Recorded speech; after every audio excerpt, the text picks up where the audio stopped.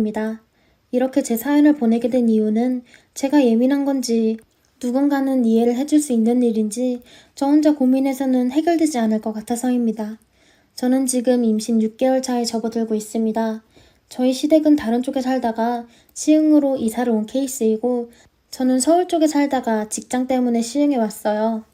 직장 선배 소개를 만나게 된 지금의 남편은 첫 만남부터 매너가 온몸에 배어 있어서 제가 마음을 열게 되었었고 상견례하면서 만난 시부모님들도 말투나 행동이 매우 점잖으셨습니다.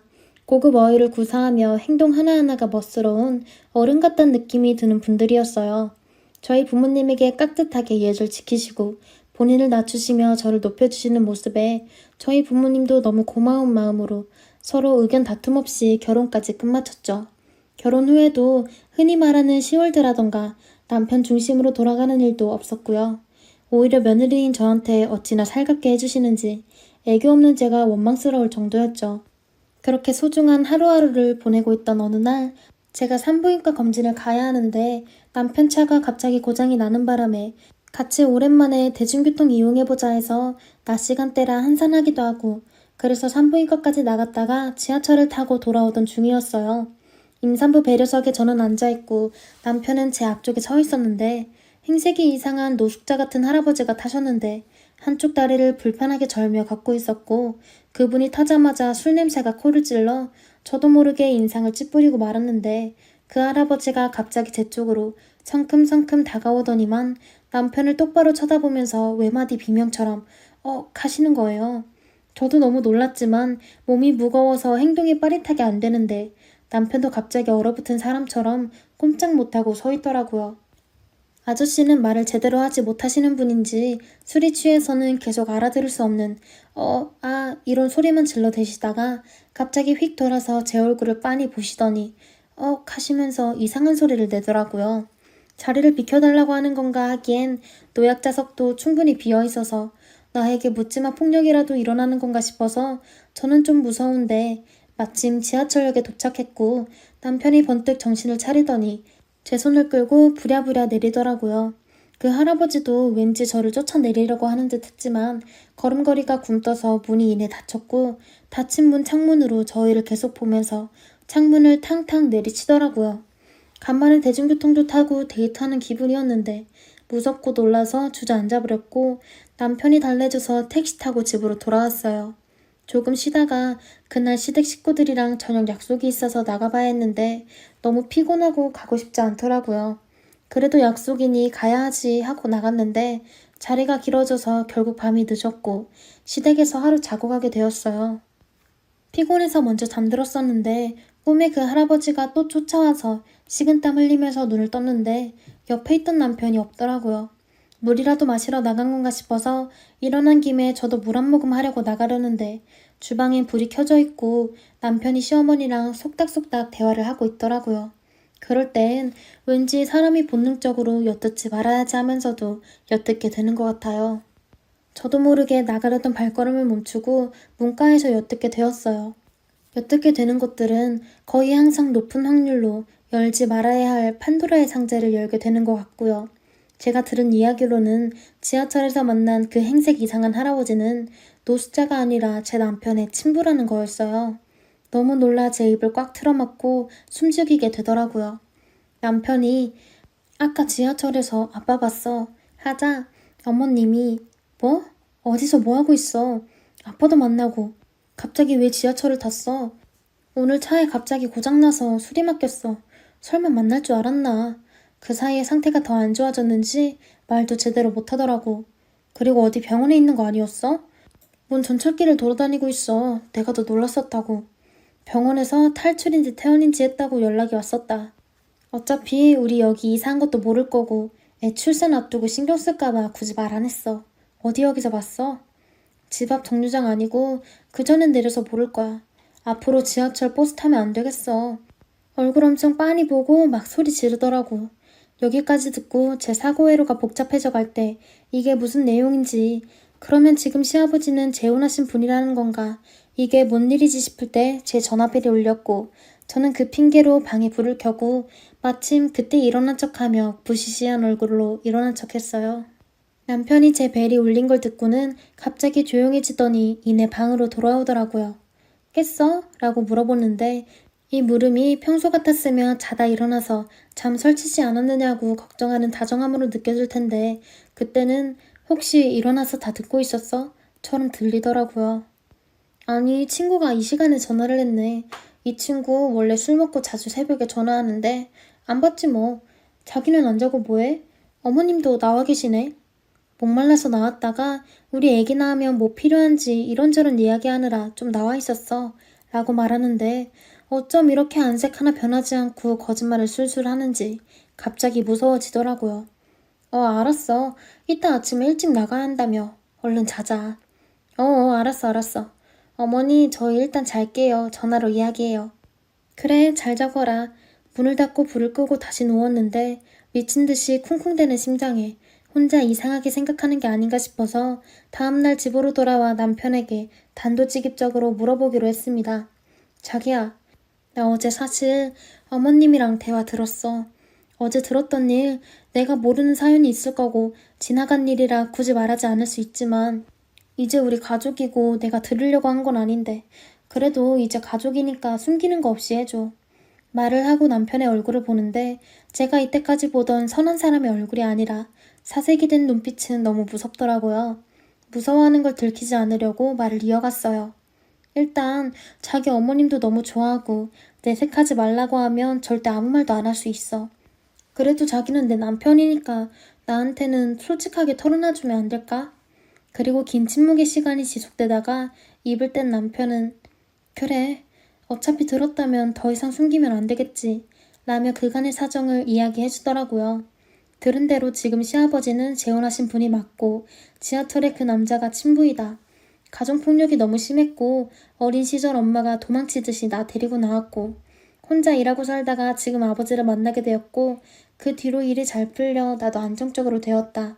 간간히 들리는 소식이 알코올 중독으로 병원 전전한다고 들었고 끊어진 인연 무시하고 살았는데 어제 그렇게 마주쳐서 놀라기도 하고 너랑 아기 걱정에 도망치듯 뛸 수밖에 없었다.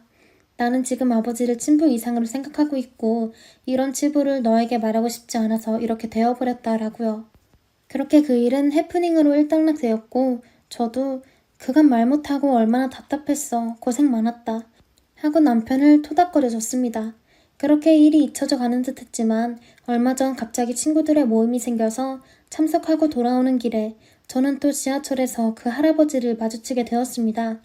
지하철을 기다리고 있는 플랫폼에서 앉아 있었는데 제 옆에 무심코 턱하니 앉으시더라고요. 저번처럼 술 냄새가 심하게 나진 않았습니다. 저번에 한번 잠깐 본 걸로 날 알아보진 않겠지 괜히 의식하지 말자 하면서 앉아있는데 저번과는 다르게 멀쩡한 말투로 말을 거시더라고요. 저기 아가씨, 날 부른 게 아닐 거야 생각하며 대꾸를 하지 않았더니 아가씨 남편이 김모모요? 했고 사라는 거 아니니 대답 좀 해봐요. 간절한 듯한 목소리에 돌아보게 되었는데 할아버지가 말을 이어하시더라고요. 뭐라고 이야기를 들었는진 모르겠지만 전 죄 없는 사람입니다. 죄라고는 365일 열심히 일한 것뿐인데 일하다가 사고가 났어요. 2달이 다 못쓰게 돼서 수술 2번 받으면 낫는다 했는데 짐 챙기러 돌아간 집에 아무도 없더라고. 보험 들어놓은 것까지 싹 다 가지고 나갔다고. 그 뒤로 다리 고장나고 못 먹던 술까지 시작해서 간이 고장났어. 어떻게 찾으려고 해도 꽁꽁 숨어 숟가락 하나까지 다 가지고 갔어. 무서운 사람들이라고. 알고 보니 남자가 있었더라고. 그 남자가 설계사였는데 난 아직도 내가 왜 대낮에 차에 치였는지 모르겠고 라며 계속 말을 하는데 도저히 더 들을 수가 없어서 지하철을 타지 않고 역 밖으로 나와버렸어요. 뛰지 마요. 홀몸도 아닌데. 무서운 사람들이라고 조심하라고 제발. 계속 외치던 할아버지. 제가 혼란스러웠던 것은 어느 누구의 말이 진실일지 모르지만 실제로 태아보험부터 제 보험까지 시어머님이 자료를 많이 뽑아오셔서 권유를 하셨던 기억이 오버랩되면서 무서운 마음이 들더라고요. 제 보험까지는 제가 과대망상하는 걸지 몰라도 할아버지 이야기는 너무 진실하게 들렸거든요. 그런데 남들한테 못 물어보겠어요. 할아버지 말이 진짜 사실이라면 그걸 알게 된 저는 어떻게 할까 싶기도 하거든요. 제가 임신해서 감수성이 예민해서 말도 안 되는 소리를 믿으려고 하는 걸까요? 그렇다고 이 할아버지를 다시 만나고 싶지도 않고 남편한테 툭 까놓고 물어보는 것도 너무 무섭습니다. 사람의 촉이라는 게 있잖아요. 제 촉으로는 할아버지 말이 더 진실 같긴 하거든요. 지금 시아버지께서 과거에 보험을 했었던 것도 맞고요. 어디 흥신소라도 알아봐야 할까요? 저는 50세에 다 알만한 회사를 다니고 있는 사람입니다. 저에게는 기가 막히는 형님이 한 분 있습니다. 그 형님은 남편의 누나였어요. 나이는 65세입니다. 저는 나이 차이가 있는 편이라서 시어머니가 계심에도 불구하고 가끔 저에게 시어머니 행세를 하기도 합니다. 저한테는 조선시대 사고방식을 적용하고 형님의 시댁에는 신세대 사고방식을 적용한 사람이죠. 형님의 남편은 70세에도 아직까지 일을 하고 계십니다. 그리고 아들, 딸들이 각각 2명씩 있는데 모두 시집 장가를 보내고 지방에서 2분만 사시고 계시죠. 저희가 사는 곳까지는 상당한 거리가 있는 곳입니다. 시댁은 시어머니만 혼자서 살고 있었는데 저희 집과는 차로 10분 거리에 있어서 남편과 제가 가끔씩 자주 들여다보고 있어요. 형님은 친정인 시댁에 하루가 멀다 하고 자주 오고는 했는데 거기 살고 싶어 할 때도 많습니다. 저는 나이 50살에 회사에서 마케팅 일을 담당하다가 갑자기 신설 부서로 이동하는 바람에 맨 땅에 헤딩하는 기분으로 밑에 직원들과 하나씩 함께 일을 해야 했습니다. 그런데 남편과 다투다가 제가 홧김에 헛발질을 하는 바람에 침대 모서리에 부딪혀서 넘어졌습니다. 그러다가 한 손으로 땅을 짚으면서 체중이 실리는 바람에 손목에 금이 갔고 가슴 갈비뼈에도 금이 가버렸었죠. 처음에는 손만 아팠고 갈비뼈는 잘 모르겠더라고요. 약간 결리는 느낌이어서 가슴팍으로 부딪혀서 그러려니 했습니다. 남편이 괜찮냐고 제게 물어봤지만 저는 그때 남편에게 무척이나 화가 난 상태라서 말도 하기 싫으니까 비키라고 말했어요. 그럼 나에게 남편이 그러더군요. 꼴 좋다. 네가 하늘같은 남편에게 발길질 하려다가 벌을 받은 거야. 약 올리는 남편이 보기 싫어서 저는 남편을 안방에서 내보냈고 손목을 만졌는데 무척 아팠었죠. 운전대를 잡지 못할 정도여서 다음날에 병원에 가서 엑스레이를 찍었더니 손목에 금이 갔다고 하더라고요. 손목에 통증이 심해서 갔었는데 가슴 쪽도 침대 모서리에 부딪혀서 살짝 아프다고 하니까 엑스레이를 찍어보자고 하더니 미세한 실금이 갔다고 했어요. 그리고 되도록이면 움직이지 말고 쉬라고 하더군요. 손목에는 깁스를 했는데 몸을 비틀거나 고개를 숙이거나 하지 않으면 가슴 통증은 없었어요. 그런대로 견딜만 했습니다. 그렇게 병원에서 오른쪽 손목에 깁스를 한 채로 병원에서 나오려고 했는데 형님에게서 전화가 왔어요. 올케, 나 엄마 집에 왔는데 오랜만에 닭백숙 하려는데 일찍 와. 올 때 콜라 사오고. 저는 안 된다고 말했어요.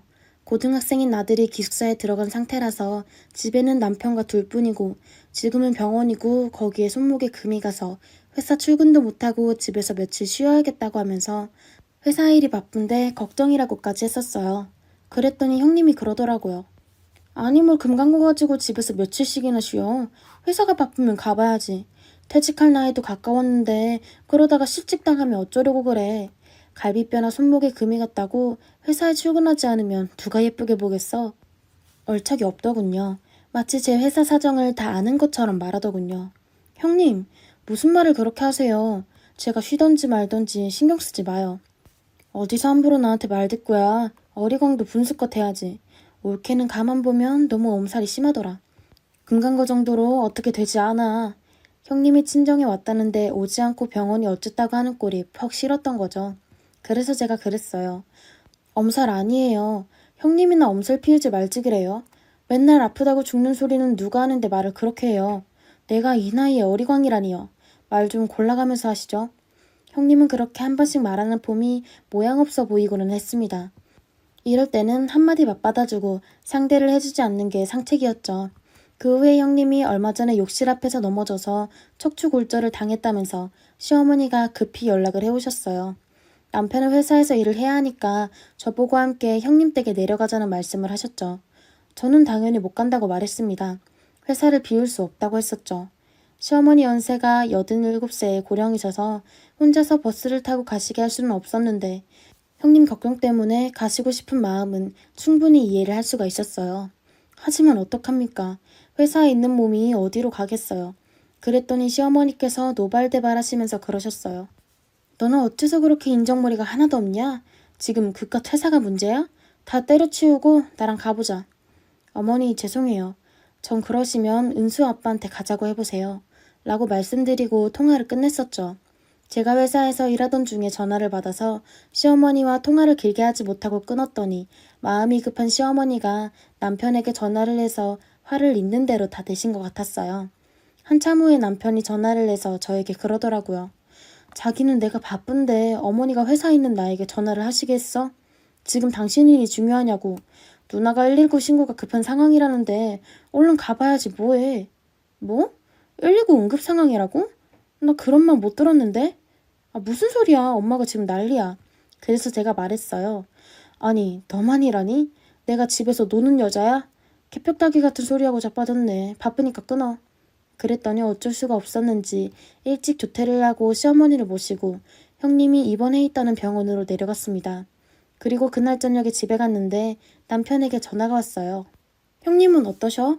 라고 했더니 성질부터 내는데 어이가 없더라고요. 네가 지금 거기서 말로만 그럴 때야?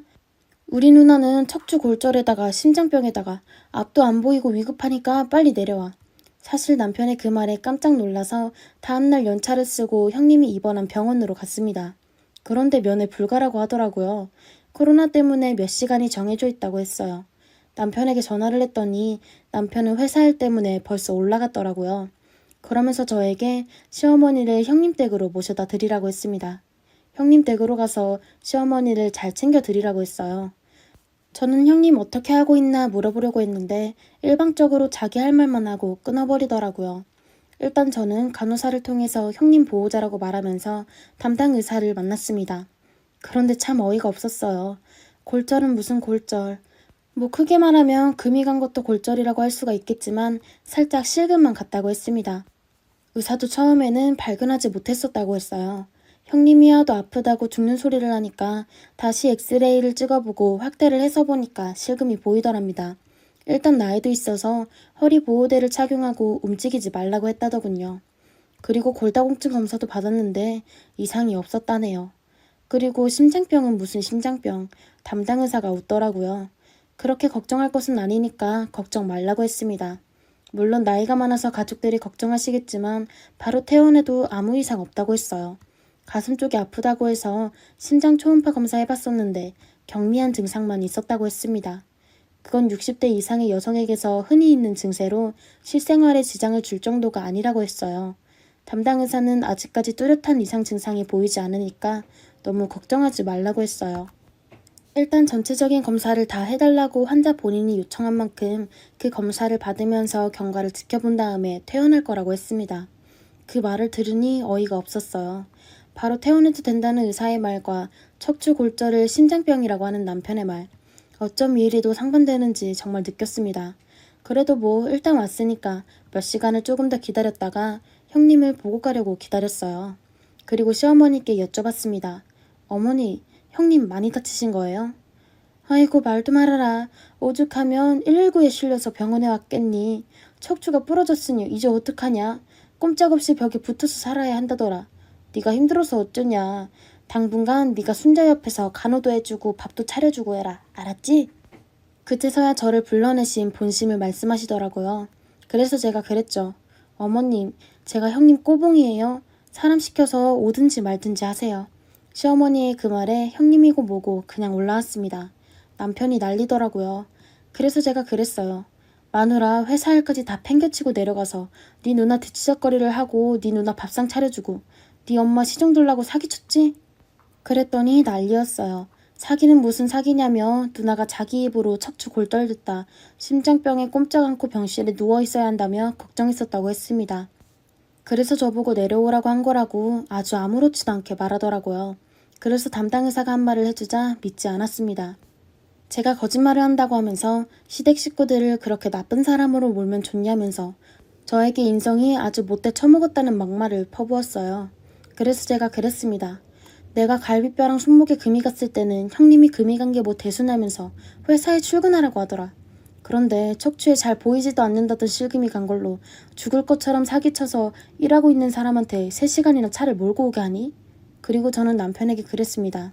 너, 네 식구들, 특히나 형님한테 참 진절머리가 난다. 그냥 이혼하자. 제가 이혼 오래전부터 꿈꿔왔었던 건데 이번에 제대로 마음 먹었습니다. 우리 아들들도 다 컸겠다 싶었고 전부터 남편과 이혼을 염두에 두고 있다고 말했어요. 이혼에 남편이 동의를 해주니까 생각보다 간단하더라고요.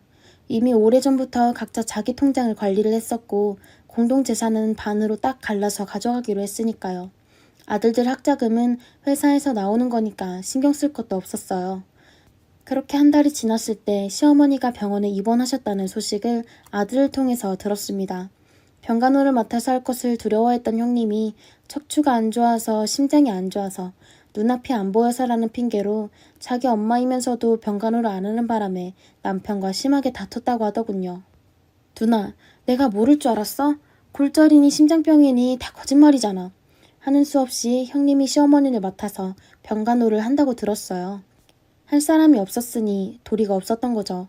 이혼을 조금이라도 늦췄다면 틀림없이 나에게 회사도 그만 다니고 시어머니의 병간호를 하라고 했을 텐데 참 타이밍 잘 맞췄다는 생각을 했습니다. 그리고 몇 달 후 잊고 있었는데 뜬금없이 전 남편이 저를 찾아왔어요. 몰골이 헬쓱한 게 한 10kg는 체중이 빠져 보이더라고요. 저에게 다짜고짜 제 두 손을 붙잡고 사정을 했습니다. 은성아, 부탁이야. 나 좀 도와줘.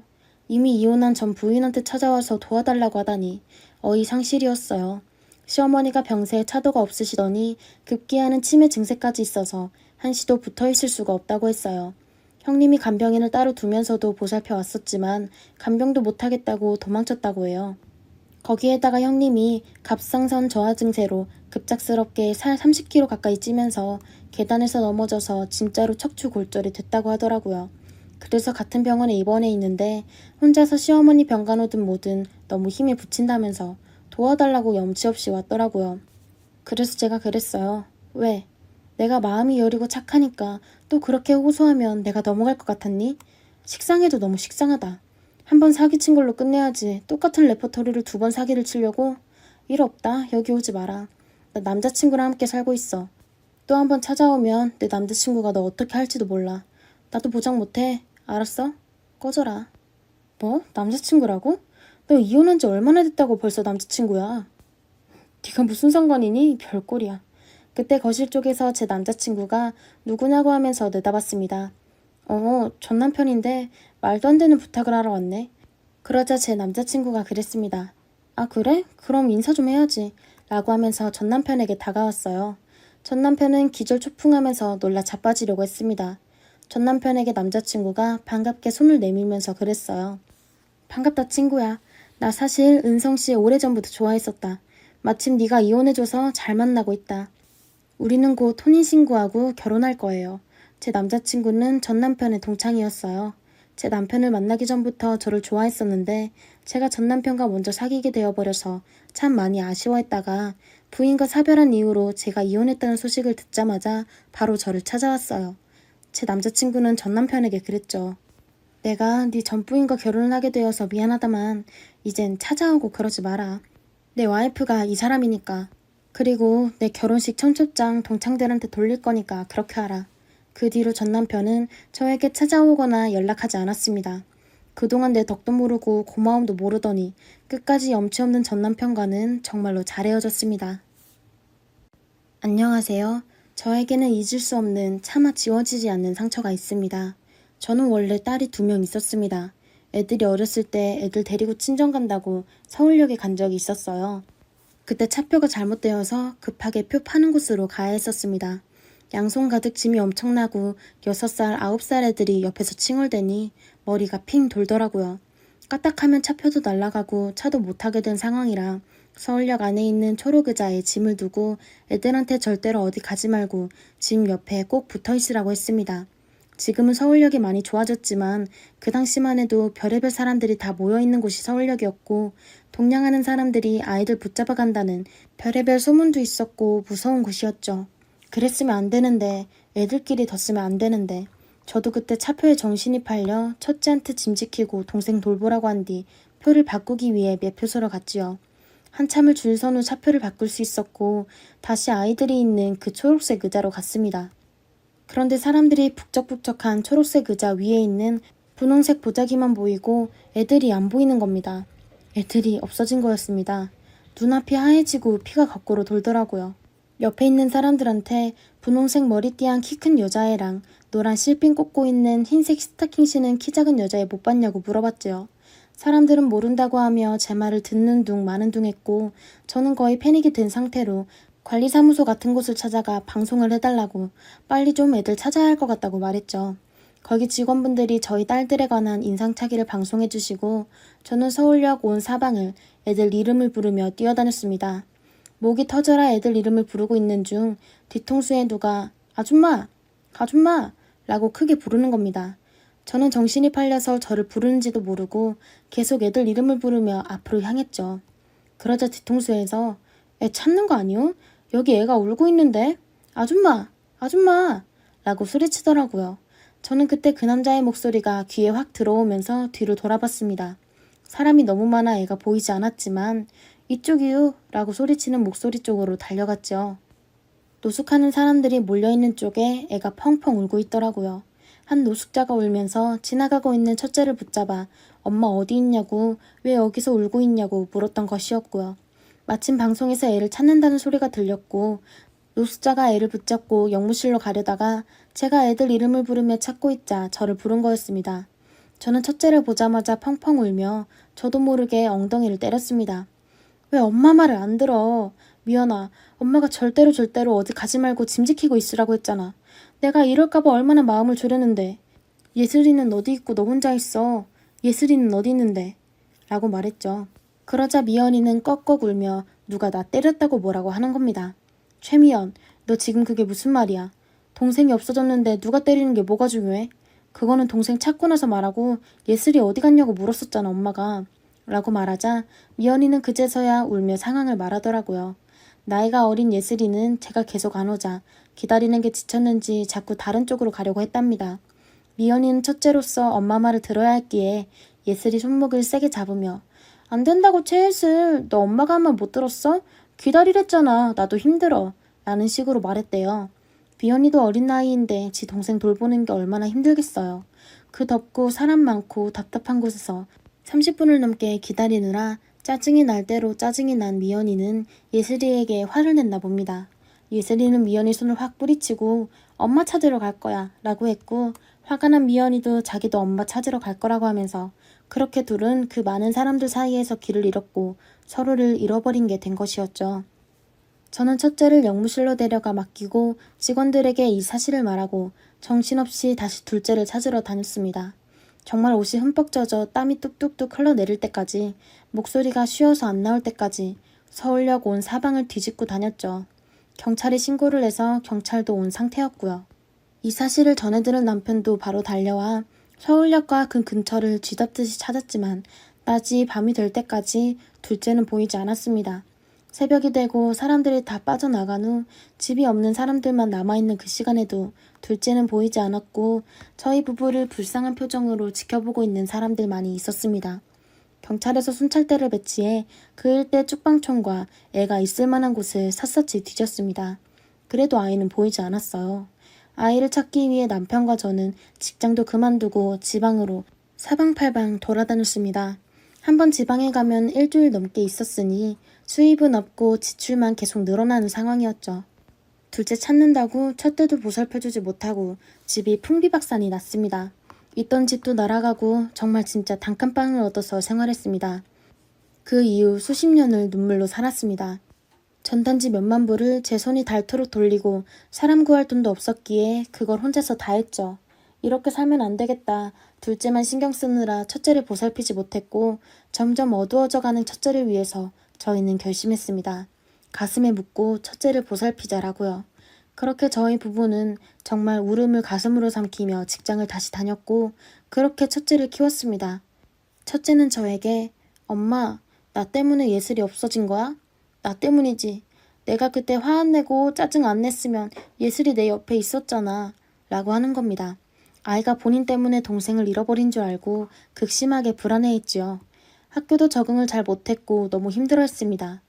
다행히 심리치료를 병행하며 해가 지날수록 안정이 되었고 고등학교, 대학교까지 건강하게 졸업해 직장인이 되었습니다.